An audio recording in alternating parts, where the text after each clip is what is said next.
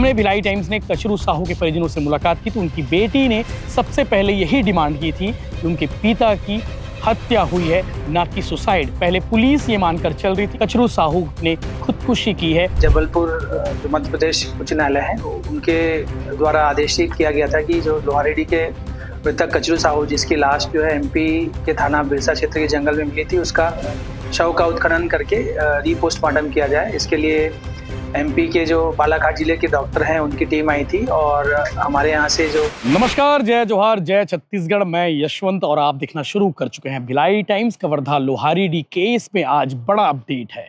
सबसे पहले जिस शख्स की मौत हुई थी, जिस व्यक्ति की मौत हुई थी, शिव प्रसाद उर्फ कचरू साहू, आज उसके शव को दोबारा निकाला गया और शव को निकालने के बाद दोबारा पोस्टमार्टम भी मौके पर किया गया।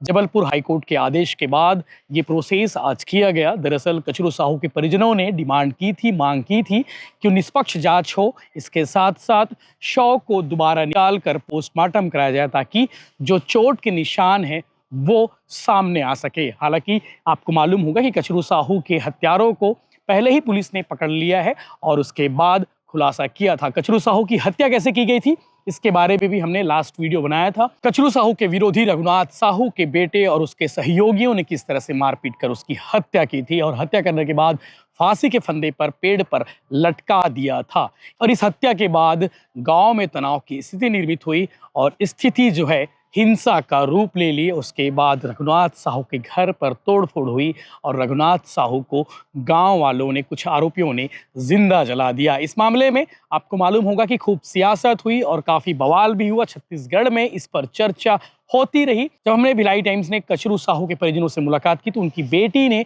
सबसे पहले यही डिमांड की थी कि उनके पिता की हत्या हुई है, ना कि सुसाइड। पहले पुलिस ये मानकर चल रही थी कि कचरू साहू ने खुदकुशी की है। उसी दिन एफआईआर भी दर्ज की गई थी, मामला पंजीबद्ध किया गया था, लेकिन परिवार वाले यही डिमांड करते रहे कि कचरू साहू की हत्या हुई है, ना कि उसने खुदकुशी की है।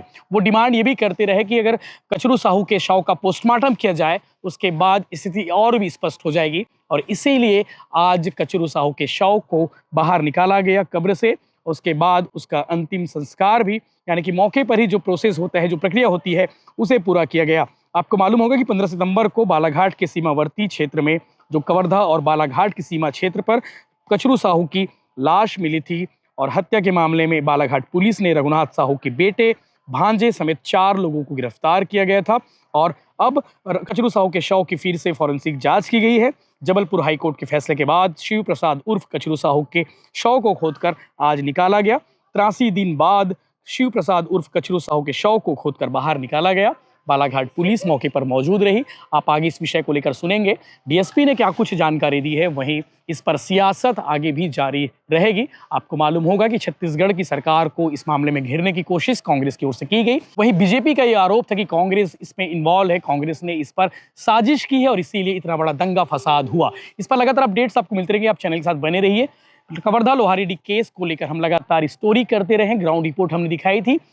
इस मामले में 3 लोगों की मौत हुई थी। सबसे पहले जो मौत थी कचरू साहू की मौत हुई थी। उसके बाद रघुनाथ साहू के घर को जला दिया गया था, रघुनाथ साहू को जिंदा जला दिया गया था। उसके बाद पुलिस कस्टडी में प्रशांत साहू की मौत हुई थी, जिसे गिरफ्तार किया गया था। इस मामले में आपको मालूम है पिछले दिनों 18 लोगों को जमानत मिली थी। अन्य मामले में अभी भी वो जेल में है और पुलिस ने इसमें लगभग सैकड़ों लोगों के खिलाफ एफआईआर दर्ज की थी। इस पर लगातार अपडेट्स आपको मिलते रहेंगे। इस पर आगे आप सुनिए जांच अधिकारी ने क्या कुछ कहा है।